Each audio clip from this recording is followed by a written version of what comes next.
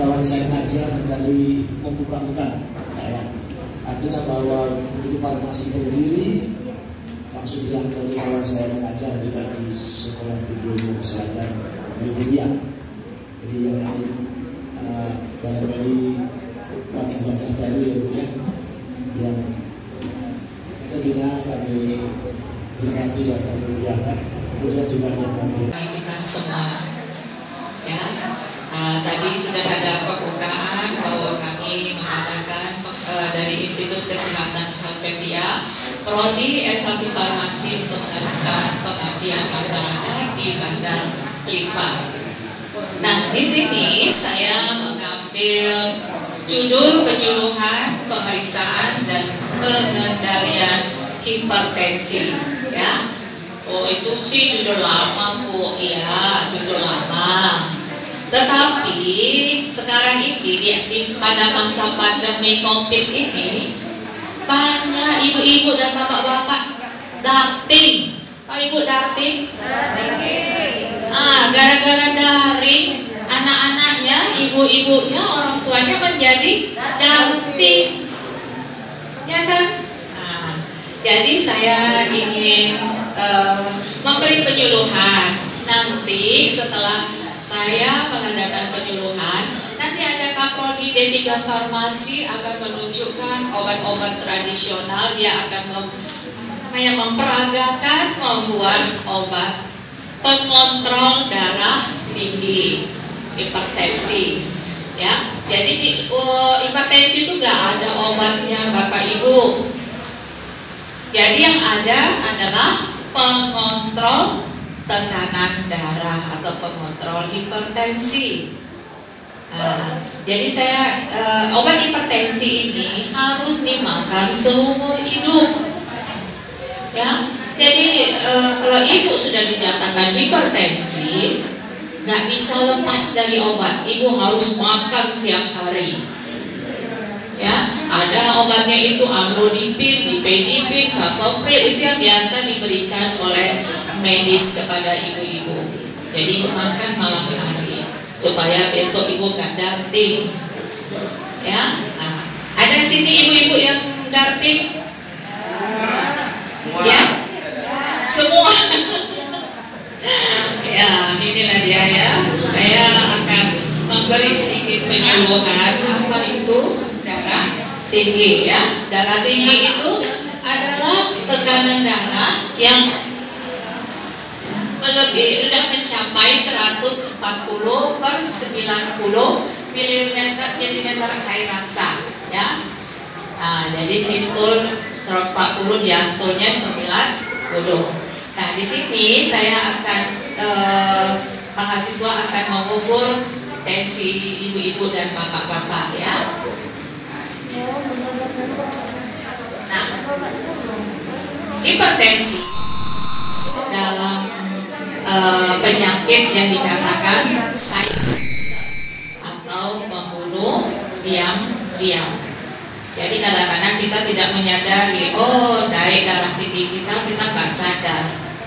Jadi kalau memang ibu bapak sudah mempunyai riwayat hipertensi, kalau ibu mempunyai kelebihan rezeki, bisalah ibu beli alat itu untuk mengukur setiap saat. Kalau tidak, ibu bisa pergi ke ibu-ibu perawat untuk mengukur tensinya paling tidak seminggu sekali ya.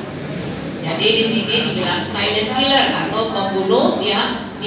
Tahu ibu bapak pagi-pagi bangun kok pusing, jatuh, stroke.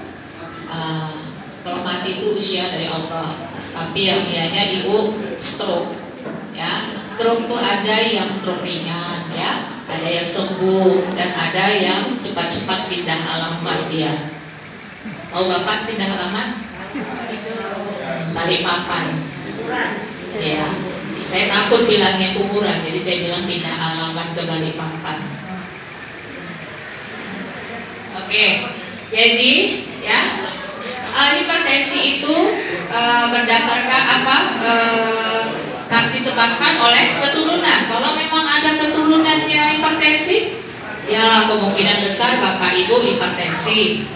Terus kemudian ada faktor umur, kemudian ada faktor asupan makanan, ada obesitas. Kalau obesitas kayaknya ibu-ibu sama bapak-bapak nggak obesitas bisa lihat.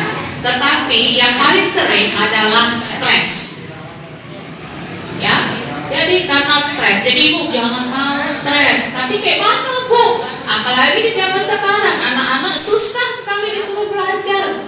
Ada PR, semua kita. Jadi hingga kita sebagai ibunya jadi darting katanya. Nah, jadi darting itu yang paling sering terjadi adalah stres. Ibu-ibu, bapak-bapak jangan mau stres. Karena apa? Stres adalah penyebab semua penyakit. Jadi kalau ibu-ibu nggak stres, ibu bahagia, makan apapun nggak ada masalah, tidak ada penyakit. Tetapi kalau stres, ibu jaga pun makanan, ibu akan mempunyai kemungkinan besar akan sakit. Nah, ini untuk bapak-bapaknya. Mudah-mudahan bapak-bapak tidak minum alkohol di sini ya. Merokok dapat menyebabkan darah tinggi, sakit jantung dan sebagainya. Ya, makanan yang tinggi kolesterol, kurang olahraga. Nah, ini dia gambarnya bapak ibu ya. Jadi yang nggak boleh ibu lakukan sama bapak-bapak ini adalah stres. Nggak usah dipikirkan dunia ini. Ada yang mengatur, ya. Ada yang maha mengatur. Jangan cari-cari jalan keluar hidup ini ya. Apa gejalanya dari orang penyakit hipertensi? Jadi pertama adalah kliang-kliang dia, pusing kepalanya. Gak ada duit pusing, ada duit juga pusing. Pusing capek mana? Gak bisa duit. Ya, mata kabur, agak kabur-kabur, rasa berat pada tengkuk, ya di sini, tegang di tengkuk, mimisan. Pendarahan tiba-tiba dari hidung, mimisan, nyeri di dada. Yang orang bilang, aduh masuk angin. Gak ada masuk angin bu ya. Semua manusia harus masuk angin. Kalau nggak masuk angin, pindah alamat kita. Nah, Balikpapan. Jadi kalau nggak mau masuk angin, tutup hidungnya, tutup telinganya, semua lubang-lubang ditutup supaya nggak masuk angin. Ya, cuma ada nyeri di dada itu bisa sakit jantung, bisa hipertensi, bisa kaku otot, ya, atau banyak gas di lambung kita, itu bisa menyebabkan nyeri dada. Jadi orang yang sakit mah pun bisa menyebabkan darah tinggi, ya, naik tekanan darahnya. Jadi ibu gak usah mau stres. Stres itu bisa menyebabkan sakit mah. Aduh lambungku, padahal aku makan bagus-bagus, gak sadar ibu sudah stres. Ya, paling sering pandemi ini membuat ibu stres. Satu adalah gara-gara sekolah anak daring. Kedua, mungkin juga penghasilan menjadi berkurang atau pengeluaran menjadi besar. Nah ini dia berdasarkan teori, ini dia dikatakan kalau masih 130 berdasarkan usia, ya itu masih dikatakan normal yang tinggi. Tapi yang normal itu 120 per 80. Nah yang dikatakan hipertensi itu ada grade-nya bu, ada tingkatannya, ada ringan, sedang, berat. Yang ringan itu 140 per 90 masih dikatakan ringan. Tapi kalau udah 160 per 100 itu udah sedang, udah grade berat itu 180 per 100. Di atas 210 kalau nggak kuat stroke. Ada juga orang 150 udah stroke ya. Jadi tergantung pribadinya. Jangan ibu bilang, aku 170 nggak apa-apa, dia 150 kok udah stroke. Setiap pribadi adalah unik. Setiap pribadi adalah berbeda. Jadi jangan ibu samakan dengan diri ibu. Ada peribahasa, jangan kau ukur baju orang dengan tubuhmu. Jadi berbeda. Ada yang tubuhnya kecil, bajunya kecil, nggak cukup sama kita. Ya, jadi jangan kita ukur dengan diri kita, ya, untuk orang lain. Nah, apa yang terjadi kalau hipertensi sudah terjadi pada diri ibu? Maka inilah dia, komplikasi mata, jantung, ginjal, ya. Ini ada gambarnya, nggak nampak ya Bu? Kerusakan hati dan sebagainya. Ini komplikasinya, gara-gara hipertensi rusak semua. Jadi jangan mau ibu hipertensi, nanti jantung ibu bengkak, membesar, yang istilah jantung sepatu, yang berbentuk seperti sepatu jantung ibu. Kalau udah seperti itu, udahlah banyak-banyak zikir ibu ya.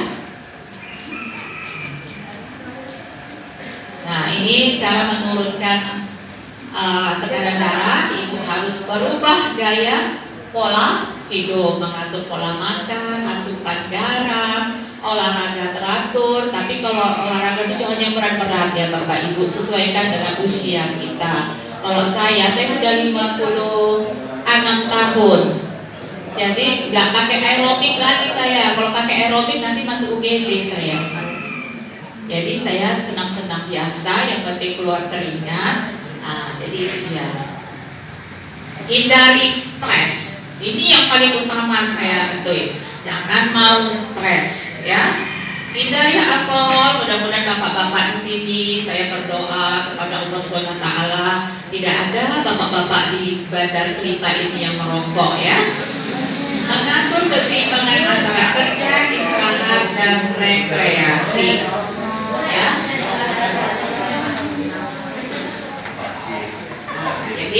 Nah, kemudian kita juga menggunakan obat-obatan. Jadi obat-obat hipertensi. Jadi minum obat hipertensi ini seperti saya katakan tadi, kita makan seumur hidup.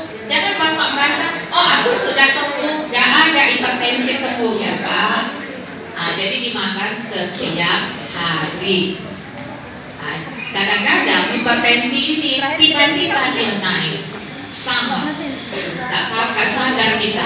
Saya aja yang saya juga hipertensi, ya. Kadang saya lagi happy, naik tensi saya. Ternyata happy itu juga menaikkan tensi. Jadi orang yang hipertensi itu hidupnya harus flat, datar. Tidak boleh sedih sekali, tidak boleh gembira sekali. Nah, jadi itu gunanya kita makan obat setiap hari supaya tekanan darah kita tetap stabil. Jadi obat di sini, obat hipertensi yang kita makan bukan untuk menyembuhkan, tetapi untuk mengontrol tekanan darah. Ya Bapak Ibu, jadi jangan bilang aku udah sembuh, enggak. Ya, jadi tidak ada obat penyembuhnya. Sama dengan obat flu, aku sembuh flu, nggak ada. Yang ada menurunkan gejala flu. Jadi tidak ada obat flu. Itu Bapak Ibu harus ingat ya. Sama itu. Jadi kalau kuman flu ibu, nggak makan obat, turunlah dia, naik stamina ibu, turun dia. Dan obat hipertensi ini ibu makan obat, maka dia mengatur tensi ibu secara normal. Jadi kalau untuk usia kayak saya 120, jadi dia tetap mengatur tensinya itu 120/80. Nah, itu dia ya Bapak Ibu. Nah, oke. Jadi ibu banyak minum ya. Nah, ini udah saya terangkan tadi ya.